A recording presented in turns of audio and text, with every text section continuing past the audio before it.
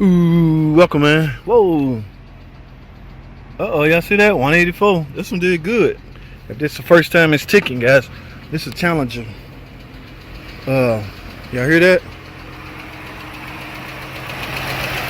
Alright, who's out there good? What y'all think? Left side, right side?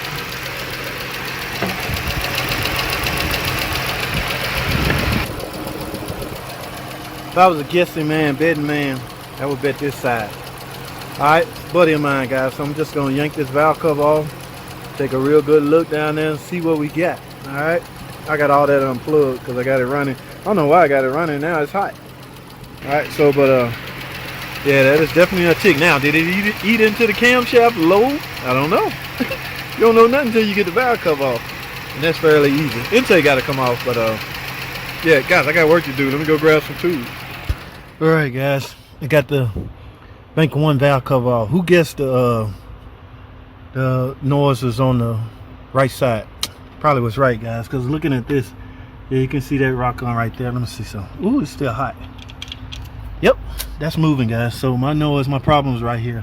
Now look, you can see where it started to eat into the cam. It's only on the outside, guys.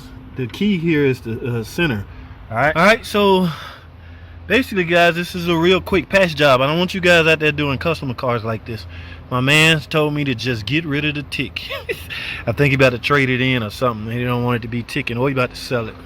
So, right, right there, I can take it in the shop. So yeah, my man said get rid of the tick, and he gonna trade it in or sell it. It's good. As y'all saw the mileage. It's pretty high mileage, but that did good. If that's the original, these are the original rock arms. I'm gonna just do what he wants. and the good part about this is on the end, so I don't have to mess with timing or anything like that. All right, I'm gonna check them all while I got this valve cover off, but from what I can see, my problem is right here in what is this? 135, cylinder 5 on the intake side. Y'all hear that? Woo! Now, also, guys, remember what we talked about? This little stuff right here. That's powder shaving from. Y'all see that? That is real micro powdered shaving coming from these rocker arms. Okay, yeah, all that little mist that goes on in the valve cover while the engine is running, these magnetic tone wheels will attract that, and they just end up on the wheels like this. So just grab a rag and wipe that stuff out. I need to have gloves on, but I got work to do, guys. Let's get it. All right, guys, I got this intake, bank one intake camshaft lifted up just a little bit, just enough to get this out of here. Remember, guys, this is not a repair that you would do to a customer car. Okay, he's getting ready to trade this in, so you just want the ticking to go away. Now, let me say this again: you do not need a motor just because your engine is ticking. A lot of guys out there getting estimates for complete engines. Oh my goodness, that is not the case, guys. Ooh, that's still hot. Yeah, that joker is shot. Okay, well, I got some lifters right here. I think I'm gonna do this one and this one on this end just because I'm right there, and in fact I have two new lifters. Now, I keep saying lifters, these are rock arms, guys.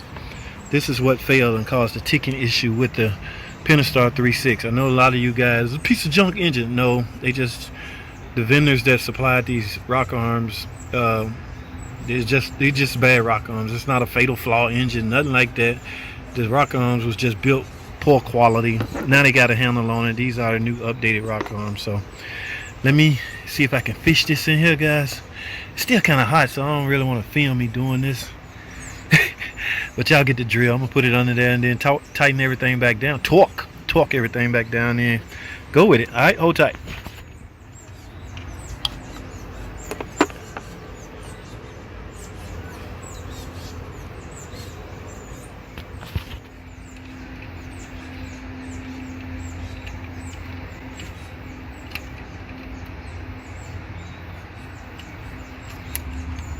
Alright, got it in. There we go. Alright, guys. Hey, no ticking, guys. 25 minutes later, this is how it's supposed to sound. Now, what I do with my the broken rocker, I already chunked it. Okay, so yes, found one broken rocker on 135, still on the 5 intake side. All right, got it replaced. Remember guys, this is not a job you do for a paying customer, okay? Do not judge me. This is one of those quick shut it up so I can get rid of it deal. All right, now that's not on me. I did exactly what I was paid for, and it turned out to be a very quick, easy, in my opinion. Let me stop saying that. Well, everybody think they easy and everybody try to jump in here head first, and I know I didn't have to fool with the timing, so most of the risk was out of it, guys. All right, so but the goal was to shut it up. Now it sounds like a Pentastar. All right, look at that. Ding, ding, ding, ding. Now we're gonna change the oil and get all that straight. Remember guys, low oil pressure can play a factor in that, so make sure you stay on top of your oil change. This car takes 5W20, all right, and a new filter.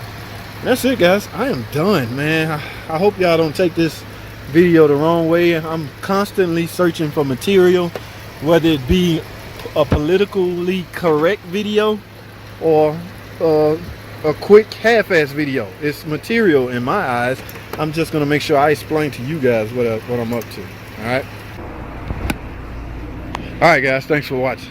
Alrighty guys, welcome back. More questions about Pentastar. I don't mind. Mike P want to know, can you replace rock arms without removing the camshaft fully? I'm sure he's trying to avoid disrupting the timing. Okay guys, there's a couple of answers to that. Can you? Yes. Should you? No. Do I? Absolutely.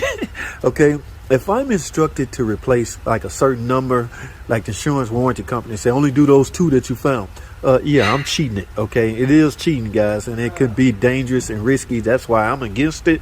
But like I say, I do it for other reasons. Number one reason I do it because I'm very familiar with the setup and how it go back together and what to look out for when doing it. So if you're not in those positions, I suggest you not do that. But yeah, now of course the ones on the end is going to be easy. The closer you get to the cam phaser, it's going to be harder. But yeah, I can even get these without removing the timing cover. But I don't suggest you do that. Please, Mike, don't do that. Take it all the way off now. Alrighty guys, real quick, let's talk about this Pentastar again. Corey Fry had an interesting point.